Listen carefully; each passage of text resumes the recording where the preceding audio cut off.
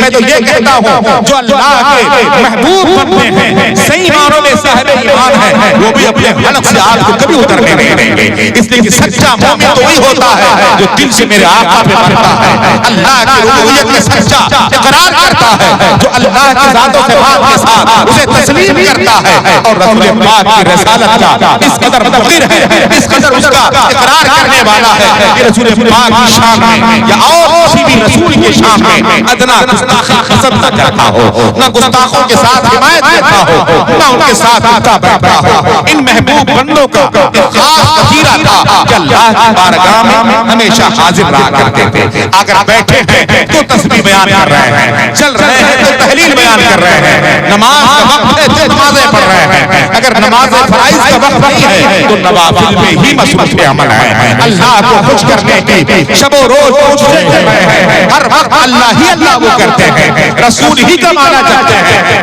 وہ یتولی الصالحین، اللہ ان نیکوں کو پسند کرتا ہے، ان نیکوں سے اگر ہمیں لینا ہے تو ظاہر سی بات ہے ہمیں ان کا بن کر رہنا پڑے گا، ان کی سیرت پر عمل کرنی پڑے گی، ان کے طور طریقوں کو اپنانا پڑے گا۔ آج ہمارا حال یہ ہے ہم عرس کی تقریب کو منعقد کر لیتے ہیں مگر صاحب عرس کے کسی حکم پر عمل عطا نہیں کرتے، ہم ان کی سیرت کو کبھی اپنا آئیڈیل رہنما نہیں بناتے، ایک روز بیٹھ کر کے مجلس میں خوب نعرے لگاتے ہیں مگر ہماری فجر بھی غائب ہے، ہم ظہر میں نماز نہیں جاتے، حد یہ ہے کہ لوگ ہفتے میں شاید کم ہی لوگ جمعہ کی نماز کے لیے پہنچتے ہوں۔ مسلمانوں آپ اللہ کے عطا کردہ عظیم تحفے کو جس کو رسول پاک کو اللہ نے معراج کی شب عطا کیا تھا اور اللہ کے رسول نے ارشاد فرمایا تھا الصلاۃ معراج المؤمنین، نماز یہ مومنوں کا معراج ہے، میری معراج یہ تھی میں خدا تک پہنچا اور اللہ نے ہمارے غلاموں کو ایمان والوں کے لیے معراج عطا فرمایا،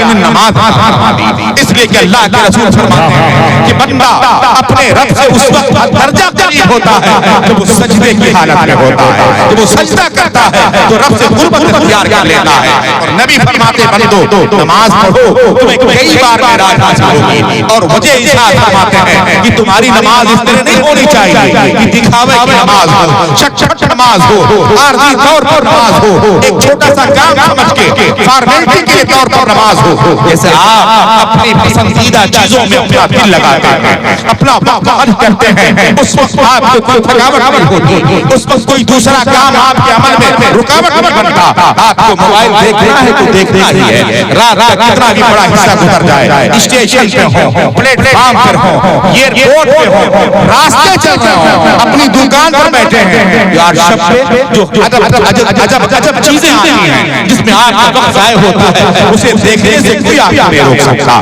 آپ کا دل اس کی طرف مائل ہے، آپ سے بڑی رغبت سے دیکھتے ہیں، پھر نہ بیماری آپ کو روکتی ہے، نہ رات کی ٹھنڈک آپ کو روکتی ہے، نہ سفر آپ کو روکتا ہے، نہ دکانداری آپ کو روکتی ہے، مگر جب نماز کی باری آتی ہے تو کبھی کہتے ہیں حضرت نماز میں دل نہیں لگتا، نماز کی طرف جیسے جانے سے کوئی روکتا ہو، نماز میں جائیں گے تو تجارت ٹھپ ہو جائے گی، نماز پڑھیں گے تو ہمیں یہ حکم لائی ہے۔ مسلمانوں جس چیز کی طرف آدمی رغبت کرتا ہے، جسے پسند کرتا ہے، جسے اہمیت دیتا ہے، اس کی طرف جانے سے کوئی دنیاوی طاقت اسے روک نہیں سکتی ہے، غلط کاریوں کے لیے تو آپ کو کوئی نہیں روکتا، چوری کے لیے تو آپ کو کوئی نہیں روکتا، جھوٹ بولنے سے آپ کو کوئی نہیں روکتا، غیبت چغلی سے کوئی نہیں روکتا،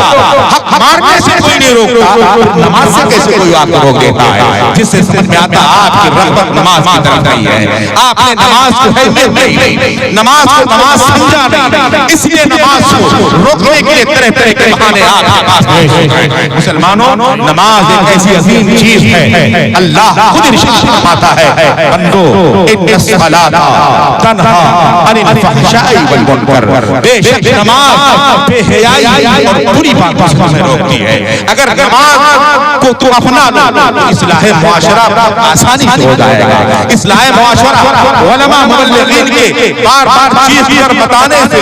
وہ نہیں ہوگا جس طرح اصلاح معاشرہ ہر بندے کے اپنے عمل سے ہو سکتا ہے۔ ایک بندہ یہ ٹھان لے کہ ہم نماز کو لازم پکڑیں گے، اللہ کی طرف سے اس کی گارنٹی اور تصدیق دی گئی ہے، کہ نماز بے حیائی اور بری باتوں سے روک دیتی ہے. آپ نماز پڑھ رہے ہیں, ایک چیز میں کئی سارے آفات موجود ہیں. غلط چیزوں میں تو آپ آفت دیکھ کر پیسے لگا دیتے ہیں, اس اچھے عمل کے آفت کو دیکھ کر کیوں نہیں اس میں دل لگاتے, کیوں نہیں عمل کرتے؟ وہ تو نہایت سستا سودا بیچے ہیں جنت کا, کیوں نہیں جنت حاصل کر لیتے؟ نماز کی طرف راغب ہو جائے, مائل ہو جائے. نماز بہت ساری برائیوں سے آپ کو روک دے گی. اور دوسرے یہ کہ آج ہم میں شاید کوئی شخص ایسا ہو, کوئی گھر ایسا ہو جس گھر میں چند افراد ایسے نہ ملے جو کہتے ہوں طبیعت ہماری برابر نہیں رہتی, الجھن کا شکار رہتا ہوں, بے چینی رہتی ہے, پریشانی رہتی ہے, سکون نہیں ملتا, جس کے لیے دواؤں کی ضرورت پڑتی ہے, علاج کراتا ہوں, ڈاکٹر کا رخ کرتا ہوں, یکا یک ہمیں بے چینی ہونے لگتی ہے. اللہ رب العزت ارشاد فرماتا ہے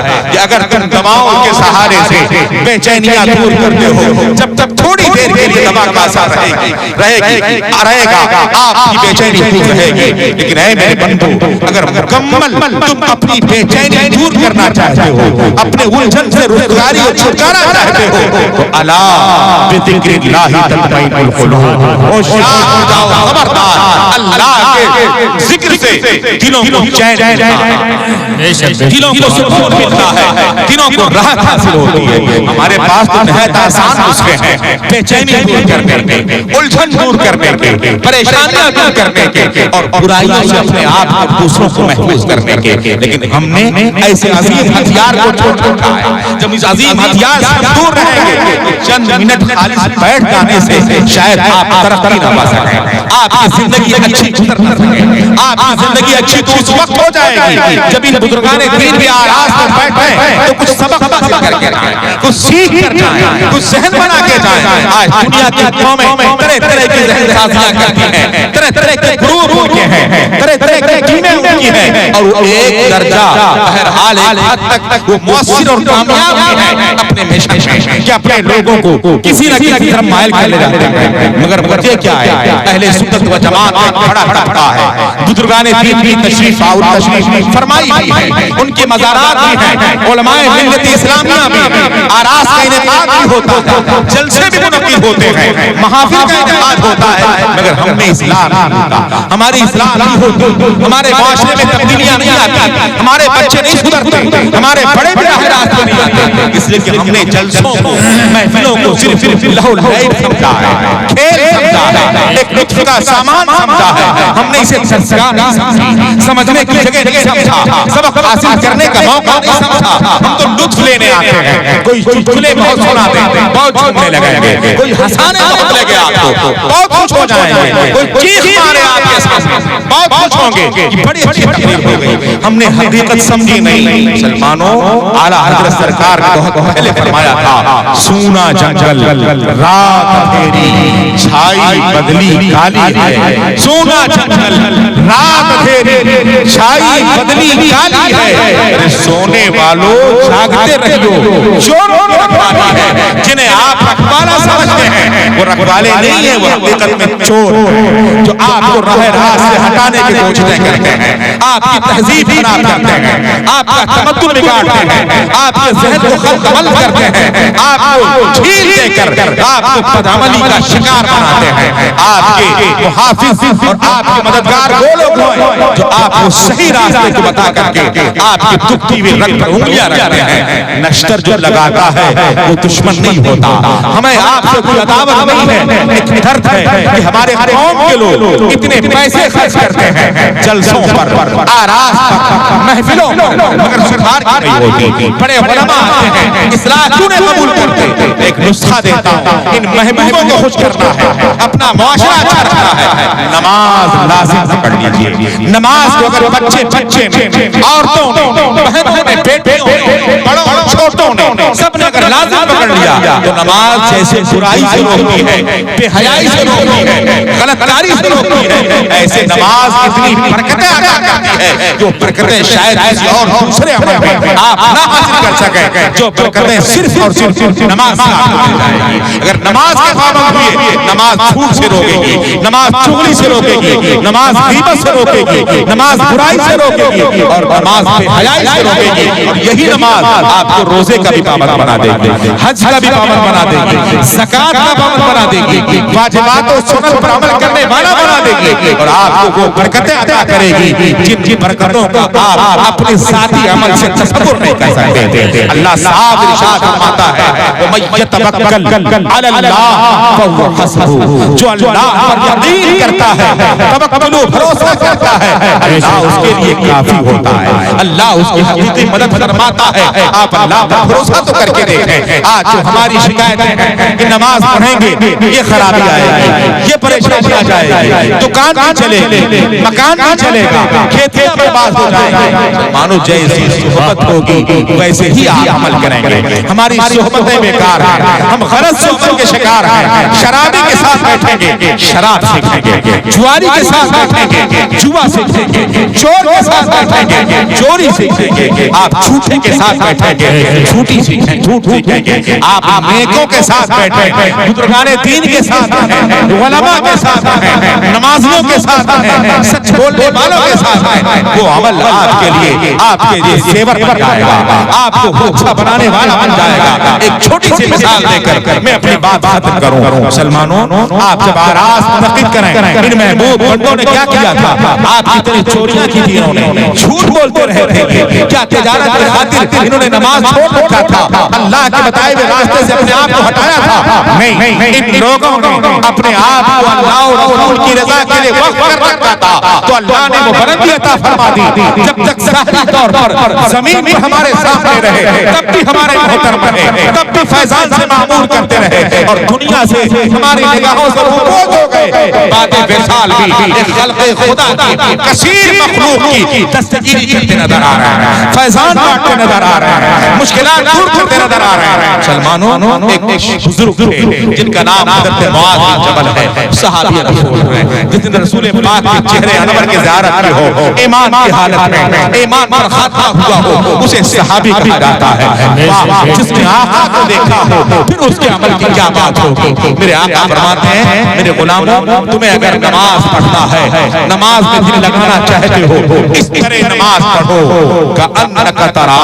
کہ گویا کہ تم اللہ کو دیکھ رہے ہو، اس طرح نماز پڑھو جیسے کسی بڑے کے سامنے آپ دیکھتے ہو، اپنی حرکتیں چھوڑ کے بعد بن جاتے ہو، ایک دنیاوی حکمران آپ کے سامنے آ جائے، سر سر کہہ کے زبان پھنس جائے گی، آپ ہاتھ باندھنے سے کوئی روک نہیں پائے گا، ساری حرکتیں چھوٹ جائیں گی، نہ موبائل دکھے گا نہ گھر دکھے گا، صرف اس کے پیچھے ہاتھ جوڑے کھڑے رہیں گے۔ کیوں؟ اس لیے کہ جانتے ہیں اگر اس کے سامنے ہم نے غلط حرکت کی فوراً ڈنڈے چلا دے گا، جیل کے سلاخوں میں ڈال دے گا، ہمیں کہیں جا کے قید کر دے گا۔ ظاہری خطرات دیکھ کر آپ آدم بنے ہوئے ہو، وہ اللہ جو احکم الحاکمین ہے، جو جب چاہے فرعون جیسے جابر کو غرقاب فرما دے، اور حضرت موسیٰ علیہ السلام کے لیے اسی سمندر میں اس قدر شاہراہ عام بنا دے جسے لوگ عبرت کے طور پر جانے اور نصیحت حاصل کرتے نظر آئے۔ وہ اللہ آپ کا حاکم ہے، وہ اللہ یہ چاہتا ہے تم اس کی بندگی کرو، وہ اپنی رحمتیں تم پر عام کر دے۔ النبی فرماتے تم اس طرح نماز پڑھو گویا کہ تم خدا کو دیکھ رہے ہو، خدا کے دیکھنے کا جسے تصور ہو، جسے اس کی تمنا ہو، اسے نماز سے کوئی طاقت نہیں روک سکتی ہے۔ میں یقین کے ساتھ کہتا ہوں اگر سچا مومن ہے، خدا کا ماننے والا ہے، اور یقین کر لے کہ ہم اس گمان کے ساتھ نماز پڑھیں گے گویا خدا کو دیکھ رہے ہیں، اگر اس تک اس کا دماغ نہ پہنچے، اس کے ایمان میں اتنی قوت نہ ہو، تو نبی آگے فرماتے ہیں فَإِنَّهُ يَرَاكَ، بے شک خدا تو تجھے دیکھ ہی رہا ہے۔ اس طرح نماز پڑھو کہ گویا تم خدا کو دیکھتے ہو، یا اس طرح پڑھو بے شک خدا تمہیں دیکھ رہا ہے۔ جو اس حالت میں نماز پڑھے کہ خدا مجھے دیکھتا ہے یا میں خدا کو دیکھتا ہوں، کون طاقت جو نماز سے اسے روک دے، کون نماز سے اسے بہکا سکتا ہے، کون مسجد سے دور کر سکتا ہے؟ مگر صحبت بد نے ہمیں پتھر بنا دیا ہے، وہی ہماری ذلت کا سبب بن گیا ہے۔ حضرت معاذ بن جبل کے ساتھ ایک شخص تھے جن کا نام شیخ ابو الحسن تھا، وہ دنیا میں ان کے ساتھ رہا کرتے تھے، ان کی صحبت کا یہ اثر ہوا وہ اس قدر پکے نمازی بن گئے گئے کہ نماز کے سوا شیخ ابو الحسن کی طبیعت کہیں لگتی نہ تھی. آپ غور کریں, یہ واقعہ سنانا مقصد نہیں ہے کہ حضرت مولانا ساجد صاحب جانتے ہیں, ایک بڑے خطیب ہیں, کہ ہم لوگوں کی تقریروں میں چٹکلے نہیں ہوتے, یہ عام واقعات نہیں ہوتے کہ وقت پورا کیا جائے, آپ کو بہکایا رکھا جائے. کچھ باتیں ایسی ہوتی ہیں جو مثال کے طور پر آپ کے سامنے پیش کر دیے جاتی ہیں, اس میں واقعات آ جائیں جو آپ کے لیے مفید ہو تو سنایا جاتا ہے. آپ دیکھیں شیخ حسن ہے, صحبت ہے حضرت معاذ بن جبل کی جو صحابی رسول,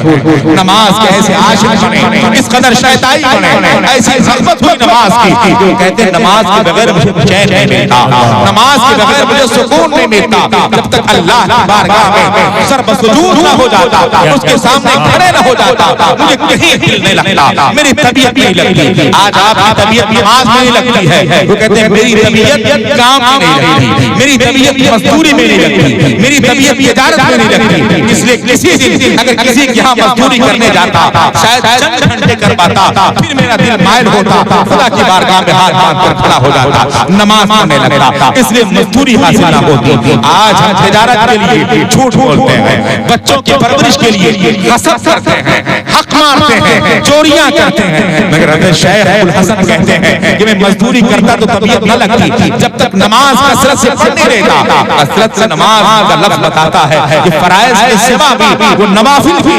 کا انتظام کرتے تھے. خدا کی بارگاہ میں گھنٹوں کھڑے رہ کر اس کی بارگاہ میں قرآن کی آیتیں پڑھنا, تسبیح بیان کرنا, تحلیل بیان کرنا, اسے پسند کیا کرتے تھے. کہتے ہیں 2-3 روز تک میں مزدوری کرنے جاتا, اگر دل نہ لگتا تو جا کے نماز پڑھنے لگتا. اور گھر کی یہ خستہ حالت تھی کہ گھر میں کھانے کا سامان نہیں ہے. آج تو اللہ نے ہمیں بہت دے رکھا ہے, آج ہمارے پاس کھانے کا بھی ہے, پینے کا بھی سامان ہے, بچوں کی بھی نعمتیں موجود ہیں, تجارت بھی ہے, رزق حلال بھی موجود ہے. پھر بھی بہانہ یہ ہوتا کہ حضرت طبیعت نہیں لگتی, ٹائم نہیں ملتا, یہ نہیں ہوتا, وہ نہیں ہوتا. شیخ ابو الحسن 2-3 روز تک واپس چلے آتے ہیں, مزدوری نہیں پاتے, ان کے گھر میں فاقہ ہونا شروع ہوتے ہیں.